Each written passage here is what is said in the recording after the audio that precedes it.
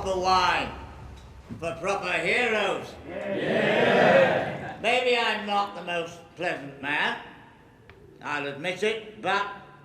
It's always interesting when you're starting a new season, and the question always is, what do you start with? You either start with something small to kind of ease your way in, or you just start with something huge and get it over with, and you can put that behind you. In this case, we started with something really huge. Okay, everybody starting out there, and action. That was your mistake. Leave one wolf alive, and the sheep are never safe. And I love that scene, because you come into this and you're like, wait a second, Walder Frey's dead. How is this possible? What's going on? I was thrilled that they'd made a full head prosthetic, which fitted my face, but I looked like David Bradley. As an actor, to really reveal yourself and take another face off your face rather than just pretend, that just made it a lot easier and a lot more fun, I guess. It's the actors just kind of pulling on their own skin, really. And then it's really done in cuts, where the arm movement and where you place the camera, having Walder Frey do that, and then having Arya repeat that, but from a different camera angle that looks like something's come off, and it's very effective. What makes it extremely effective is Maisie's performance, because she just sells it so beautifully. And I love the moment when she turns to Walder's wife and says, When people ask you what happened here, tell them the North remembers. I think it's a great opener for the season. I think it's a great reintroduction to Arya, where she's coming from and where she's heading. She realizes her power, and I guess, yeah, maybe there is the argument that you didn't have to kill the whole Frey army, but they weren't good news. I don't think we'll miss them.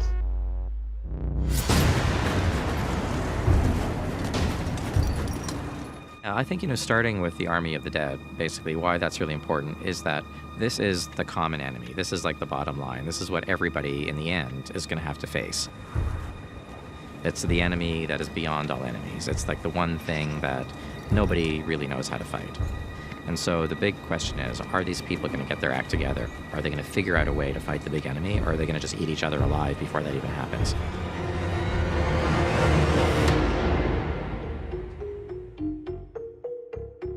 So the zombie giants this year, we've got 2 returning cast. We've got Ian White and we've got Neil Fingleton, who was with us on season 4. They're similar makeups, but we have kind of interchangeable little bits and pieces, and we do a slightly different paint scheme.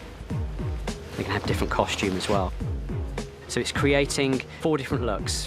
So for the whites, this year we decided that we'd up our game a little bit, and we've resculpted an awful lot of the zombies, their makeups. They're still very mix and match and generic, because we have a huge amount of stunt guys, but we just thought we would change things up and improve some of the sculpts. It's been a huge production line, but it's something we were able to use a few existing molds and then make a load of new stuff as well.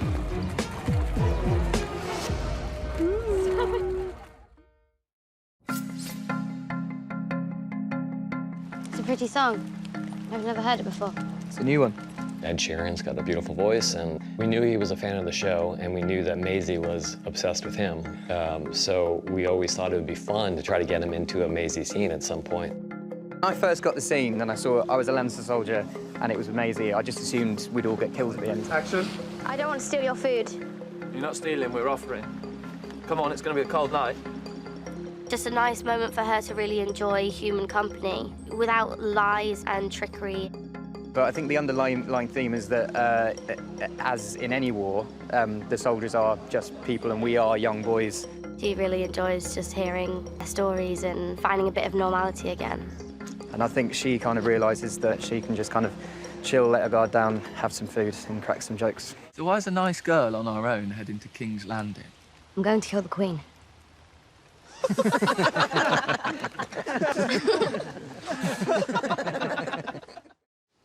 And then to Highgarden. Then you go Highgarden.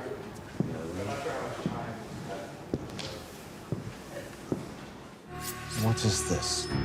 It's what we've been waiting for our whole lives. Shooting that map room scene was a really big thing, and very extensive conversations with Lena and Nikolai about that. You afraid of me? Should I be? There's a great amount of need for revenge for her. Enemies to the south. It's like she needs to put everything to sleep that causes her pain. Enemies to the north. And she's now just on this very driven, focused path to world domination. And of course, we're introducing this whole new set, which is in this courtyard in the Red Keep, where there's a hand-painted map. Of course, you want to show this incredible thing. And also it has great metaphorical value. There she is walking all over the known world when thinking about, ruling it. So you kind of want to do justice to that aspect of it as well. We thought that a painted map on the ground, that seemed like a good idea. Enemies everywhere. We're surrounded by traitors. We knew that Jim Staines, the graphic designer, would create something amazing, and he worked so hard on it.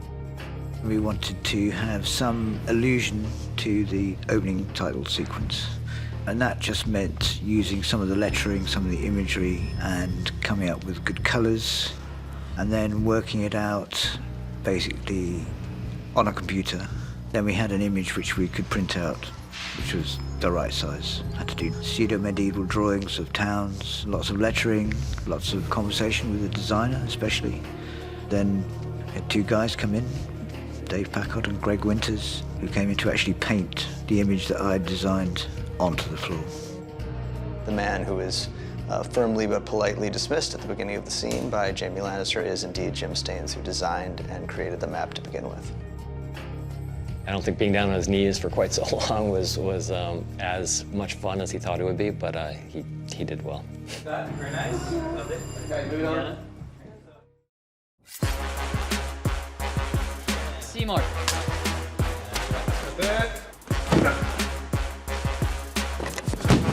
There is some fun to be had, I think, in seeing Sam in this new environment where, he really came here to the kind of tower of knowledge to learn the secrets of the known and unknown world. And he's really just, a cog in this machine. Sam has quite a miserable time. A man's dreams not matching up to the reality. We don't lean on montage that often in the show, partly because montages, to do them right, take a lot of time and a lot of resources. Bernie came to us at one point and she said, we've got 3.5 days scheduled for this montage, which is a long time to shoot what is maybe a 2-minute montage. In the end, when we cut the scene together, it was hilarious.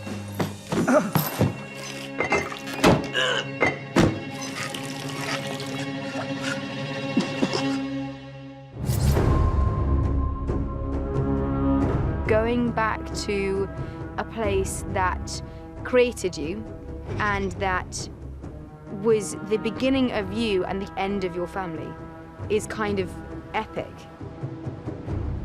Danny coming home was a really interesting sequence, and I think what was really lovely was that doing it for Game of Thrones, you're doing a sequence like that, you can really do it properly. Like, you can really take your time with it. You can really give it its due as a real moment. Because there's no dialogue, it puts more weight on Amelia, who's doing all of this with her face and her actions and her movement. It puts a lot of weight on the art department because the place itself is really the other main character. The space has to be something that Daenerys feels very connected to, where everything that she's heard about is suddenly somehow in front of her.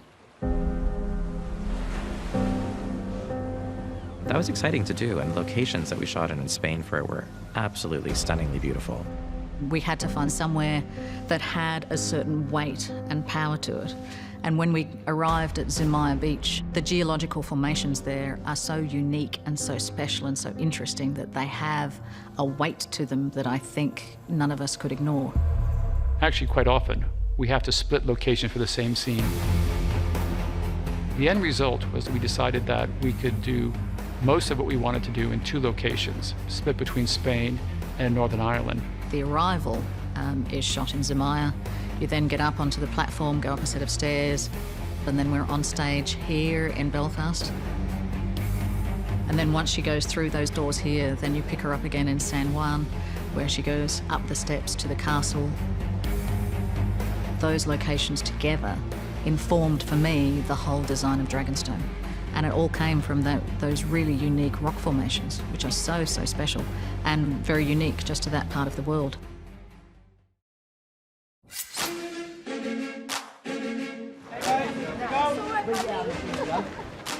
The Gates of Dragonstone.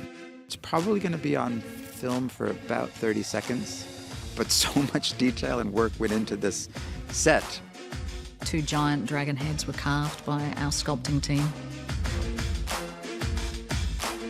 with the most beautiful, big, massive doors that were designed and built here. The locations in Spain, had that very strong rock formation, that very strong strated look. And we were able to bring in those beautiful geological formations in those side corridors. We had to use the rocks from the location. We sent out a team of plasterers to Spain. They took impressions of the stone. And from those, we created moulds, and we used those rocky shapes to create the shapes of the corridors in the cave. There's that kind of physical, geological journey that we were able to design. And then that all culminated in the throne room, where we had to create like a new architecture.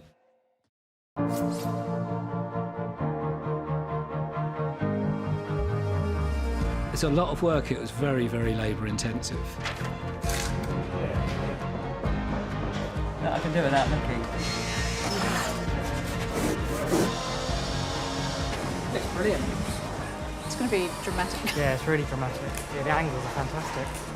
Dragonstone, of course, had been established in previous seasons before I came, so we had the Dragonstone Map Room, so it was already established as a cave-like space. So I wanted this set to sort of start in the cave and grow out of it. And then we were able to bring in those beautiful geological formations in that throne, the Dragonstone throne, which I think is, a really powerful sort of statement. The only directions we gave her was that it should be quite imposing and intimidating, and that the throne would be carved out of the rock, and that was it. And that's all we gave her, and then she went to town with that. The first time we saw it all lit for a scene, that was pretty dramatic. As we were building it, people would walk through this set and they would feel, I feel very uncomfortable here. It's not a room where I want to spend a lot of time. So it was a new approach to an audience chamber, which was not welcoming people in. It was basically making people feel uneasy and intimidated. Yeah, I think it's maybe the best set that we've ever built.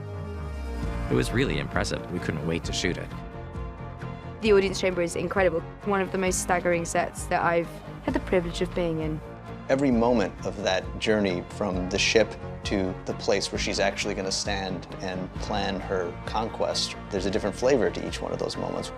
And you realize this place where she was born, there was a whole culture there, there's a whole world there, and you get a real taste of it and the uniqueness of it.